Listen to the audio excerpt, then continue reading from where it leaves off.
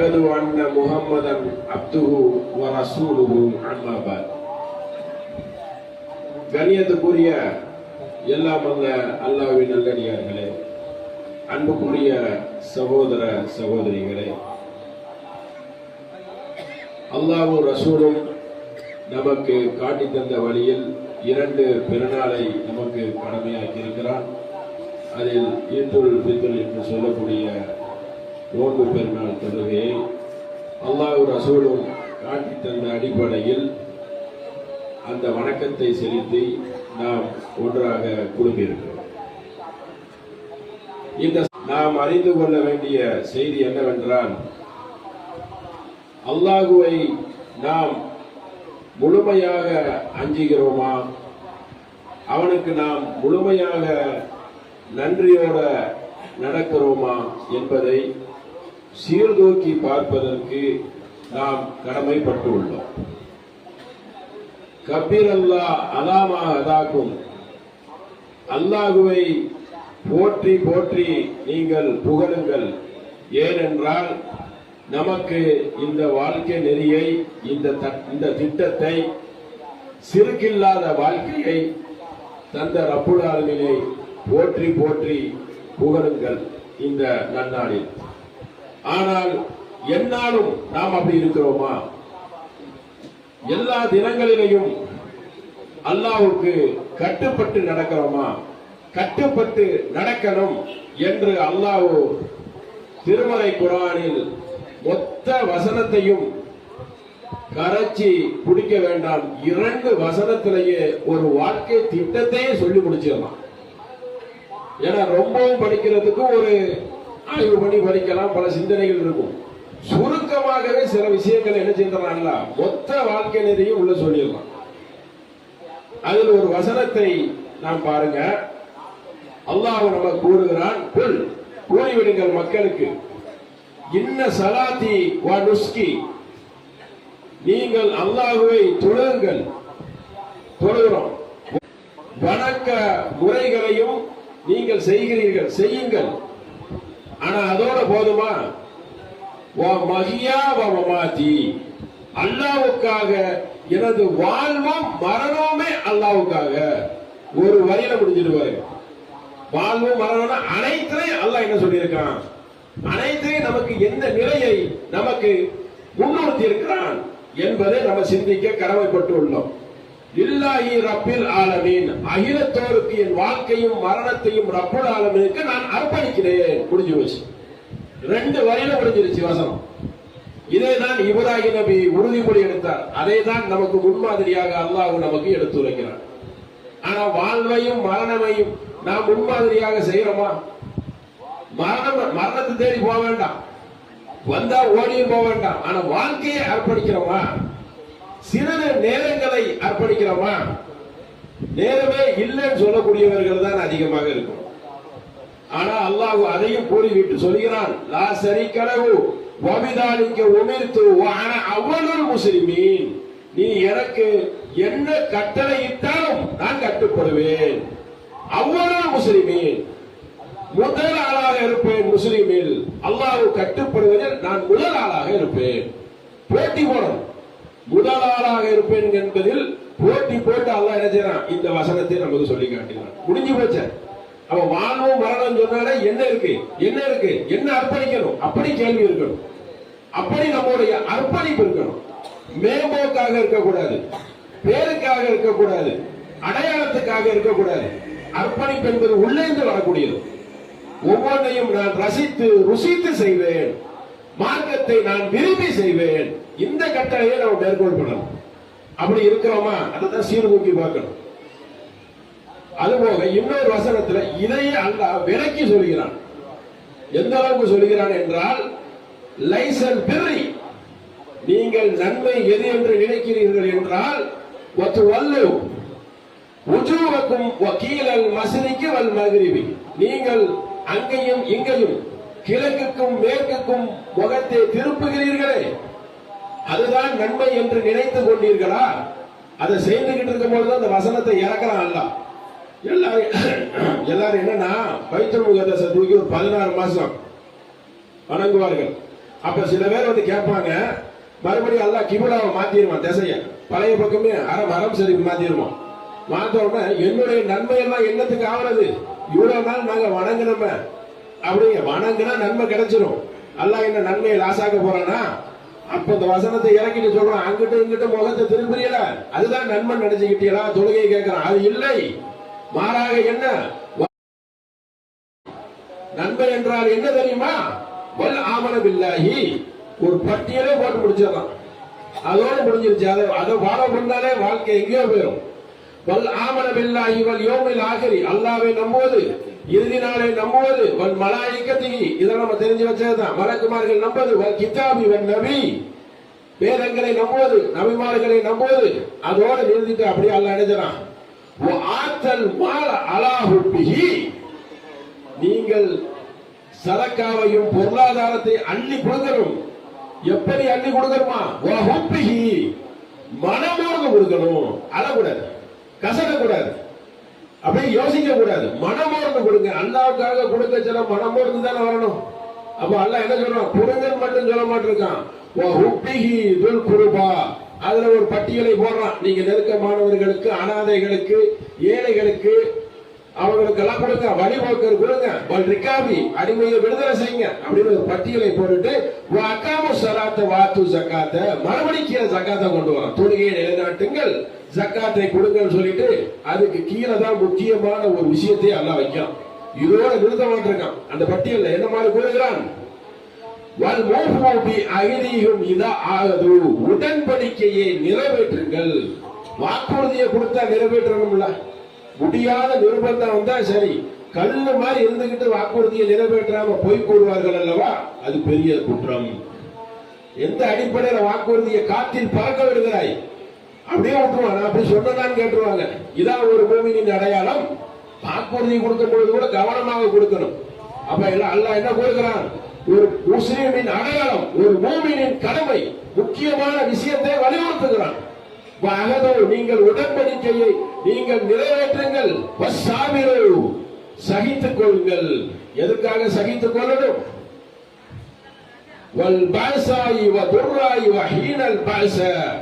உங்களுடைய துன்பம், பசி, பஞ்சம், வறுமை, போர்க்களம்.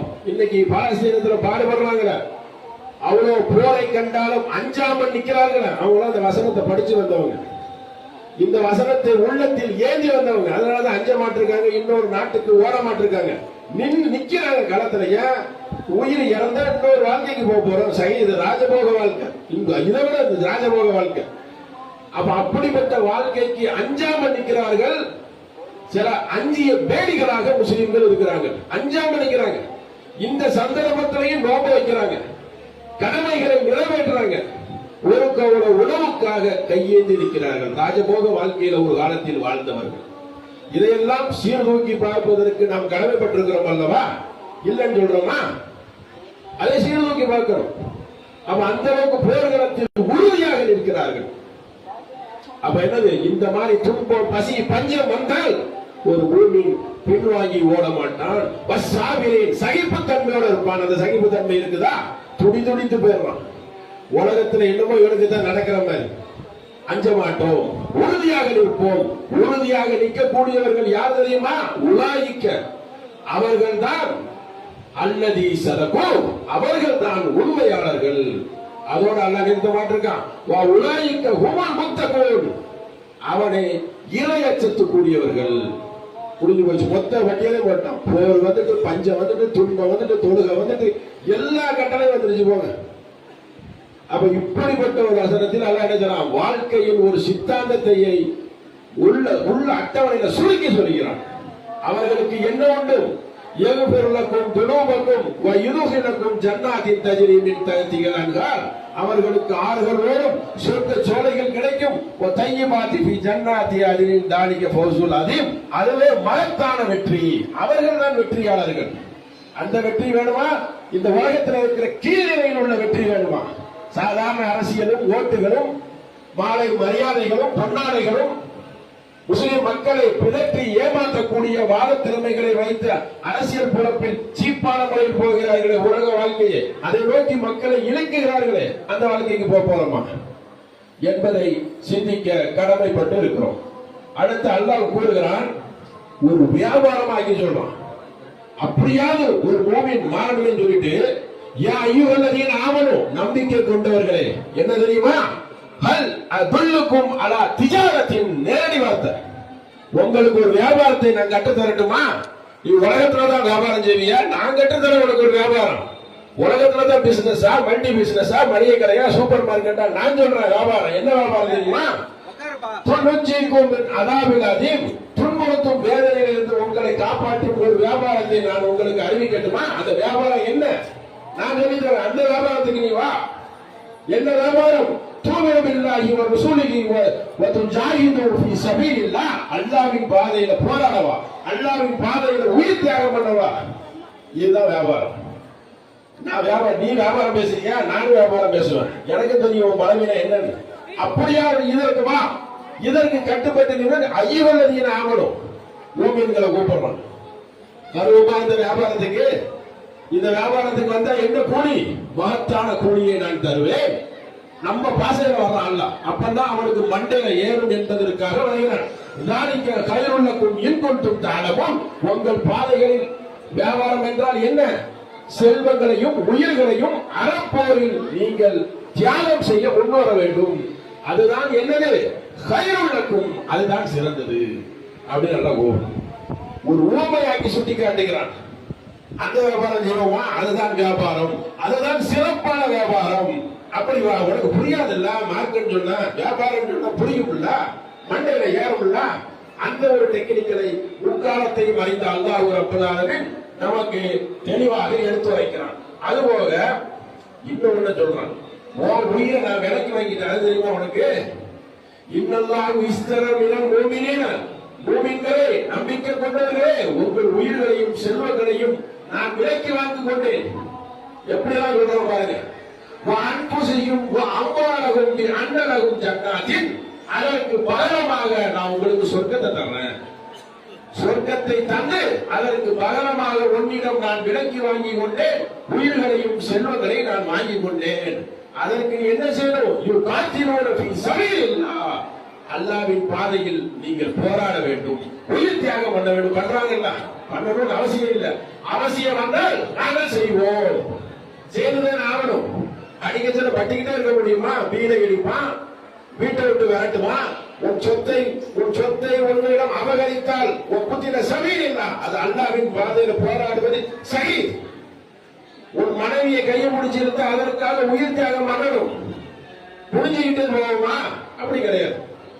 எதிர்த்து அடிக்கிறதுக்கு உலகத்திலே சட்டம் இருக்கு, மார்க்கத்திலே சட்டம் இருக்கு. சும்மா போய் அடிச்சா பார்த்துக்கிட்டு இருப்பாங்களா? எதிர்த்து அடிக்கிறதுக்கு அது என்ன இருக்கு? உலகத்துல இருக்கு, மார்க்கத்துல இருக்கு. மார்க்கத்துல இருந்து சட்டமே எடுத்திருக்கிறான் என்பதை கவனத்தில் வைத்துக் கொள்ள வேண்டும். எப்படி அல்லாஹ் என்ன மாதிரி சொல்றான்? சொர்க்கத்தை உனக்கு கொடுத்துட்டேன், உன் உயிரை என்ன செஞ்சுட்டேன்? வைஸ்தரா, விலைக்கு வாங்கிக்கிட்டேன். உன் உயிரை நான் வாங்கியிருக்கேன்னு சொல்லி நமக்கு உடன்படிக்கை எடுத்திருக்கிறான். நம்ம என்ன செய்யறோம்? உயிர் தியாகம் பண்ண மாட்டோம், அல்லாஹ்வின் பாதையில வரமாட்டோம், எந்த ஒன்றுக்கும் நாங்கள் வரமாட்டோம். தொழுகை நோம்போடு எங்கள் வாழ்க்கையை நாங்கள் முடித்துக் கொள்வோம் ஒரு வட்டத்துக்குள். இதுதான் பூமியினுடைய வாழ்க்கையா? சீர்தூக்கி பார்க்க கடமைப்பட்டிருக்கிறோம் அல்லவா? சிந்திக்க கடமைப்பட்டிருக்கிறோம் அல்லவா? அதுபோல அல்லாஹ் கூறுகிறான் பாருங்க, அதோட நிறுத்த மாட்டிருக்கான். சபீரில்லா ஃபயுப்திலூன வஅதன் அலைஹி ஹக்கா வ தௌராத் வ இன்ஜீல் வ குர்ஆன். இதேதான் தௌராத் இன்ஜீல் விதியாக்கி இருக்கிறேன். புதுசா சொல்லல, காலங்காலமா விதியாக்கி இருக்கிறேன். 100 வேதத்தை சொல்லி காட்டினான். புதுசா உங்களுக்கு விதியாக்கல, இதுதான் மனுஷர்களுக்கு விதியாக்குறேன். இதற்கு முன்னால் என்னை நம்பிய கூட்டத்துக்கு நான் விதியாக்கி இருக்கிறேன். புதுசா உங்களுக்கு நான் கடமையாக்கவில்லை. அவன் உடன்படிக்கையை நீங்கள் என்ன செய்ய? வாக்குறுதியை நிறைவேற்றுங்கள். அவன் ஒப்பந்தத்தை நிறைவேற்றினால் என்ன நடக்கும்? அதுதான் மகத்தான வெற்றி என்று அல்லாஹ் சொல்கிறான். மகத்தான வெற்றி என்றால் எது? அதுதான் என்பதை நீங்கள் புரிந்து கொள்ள வேண்டும். அப்ப எந்த ஒன்றுக்கு அச்சக்கூடாது, நீதியை மட்டும்தான் பார்க்கணும். இன்னைக்கு ஒரு நாடு போது ஒரு நாட்டு மக்களையும் குடும்பத்தையும் கொள்ளுகிறான்னா அதை எப்படி பார்க்கக்கூடாது? அது ஒரு கம்யூனிட்டியா பார்க்கக்கூடாது. சியாவா அவன் யாரும் பார்க்கக்கூடாது. நீதி யார் பக்கம் இருக்கிறது? நீதி அமெரிக்கா பக்கம் இருக்குதா? இஸ்ரேல் பக்கம் இருக்கிறதா? அன்புக்குரிய சகோதரிகளை கொஞ்சம் சலசலப்பை கொஞ்சம் நிறுத்திக்கிறீங்க. சரிதான் கேளுங்க. அப்ப நியாயம் யார் பக்கம் இருக்குது என்பதை நினைச்சிடும் சிந்தித்து பார்க்க வேண்டும். நியாயத்துக்காக ஒரே வசனம், ஏன்னா நம்ம மக்கள் நிறைய பேர் தெரியாம பேசுறாங்க. நியாயத்தை பத்தி எப்படி ஒரு பட்டியல் போடுறான் அதை மட்டும் தெரியுங்க. நாமளும் நம்பிக்கை கொண்டவர்களே பூர்வ கவாமீன கிஸ்தி, நீதியை நிலைநாட்டுங்கள். எப்படிப்பட்ட நீதியை நிலைநாட்டணும்? வேறு ஒரு சமுதாயம் உங்களிடம் வந்தால் சுகதாரம் இல்லாகி வளவாள அன்பு யாரா இருந்தாலும் நீதியை நிலைநாட்டுங்கள். வேற ஒரு சமுதாயம் இருந்தாலும் நீதியை நிலைநாட்டுங்கள். வலதீன பெற்றோர்களா இருந்தாலும் நீதியை நிலைநாட்டுங்கள். தாய் தந்தை நாங்கள் பார்க்க மாட்டோம், நீதியை தான் பார்ப்போம். அது மட்டும் சொல்ல விடவில்லை.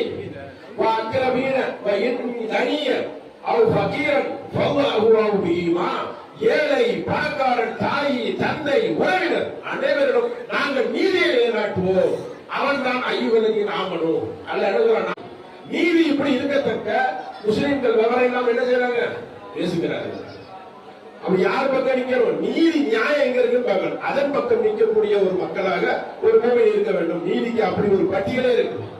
அப்ப நீதியை கடைபிடிக்கணும், இந்த மாதிரி மார்க்க திட்டங்களை கடைபிடிக்கணும். அப்படிப்பட்ட ஒரு நன்மக்களாக இருக்க வேண்டும். இன்னும் கூறுகிறான் ஒரு முக்கியமான விஷயத்தை பாருங்க. இன்னமல் மூமினூன் அல்லதீன ஆமனூ, நம்பிக்கை கொண்டவர்களே ரசூலு கட்டுப்படுங்கள். சும்மலம் யர்தாபு வஜாஹது பிஅம்வாலிஹிம் வஅன்ஃபுஸிஹிம் ஃபீ ஸபீலில்லாஹ், அல்லாஹ்வின் பாதையில் நீங்கள் பொருள் செல்வத்தையும் உயிர் செல்வத்தையும் உயிரையும் கொடுப்பதற்கு தயாராக இருந்து கொள்ளுங்கள். அதற்கு அஞ்சுகிறீர்களா? எப்பவுமே ராஜபோக வாழ்க்கை இருக்குமா? வந்தா தியாகம் பண்ண மாட்டோமா? அஞ்சு ஓடுவோமா? சிந்தித்து பார்க்க கடமைப்பட்டிருக்கிறீர்கள். அதுபோல அல்லாஹ் என்ன சொல்கிறான்? அவர்கள் தான் மூமின், உலகிற்கு ஹுமுஸ் சாதிக்கு. அவர்கள் எப்படிப்பட்டவர்கள்? உண்மையாளர்கள், உண்மையாளர்களுடன் இருப்பார்கள். அவ எப்படிப்பட்ட மக்களாக இருக்கணும்? ஒரு ரமலான் வந்ததனால் அதை கொண்ட ஒரு மக்களாக இருக்கக்கூடாது, அதை கடந்து போகக்கூடிய ஒரு மக்களாக இருக்கக்கூடாது. ஹஜ்ஜி உம்ரா இது போன்றதை மட்டுமே கடைபிடிக்கக்கூடிய மக்களாக இருக்கக்கூடாது. அனைத்து விஷயத்திலும் இஸ்லாம் எந்த மாதிரி வழிமுறை நமக்கு சொல்லப்படுகிறது, அனைத்து திட்டத்தையும் நாம் எப்படி கடைபிடிக்கணும் என்பதை சிந்தித்து உணரக்கூடிய ஒரு மக்களாக இருக்க வேண்டும். அப்படிப்பட்ட ஒரு நல்மக்களாக அல்லாஹ் உங்களையும் என்னையும் ஆக்கி அருள்வான் என்று சொல்லி என்னுடைய உரையை நிறைவு செய்கிறேன். வாகர்தவன் அல்ஹம்துலில்லாஹி ரப்பில் ஆலமீன்.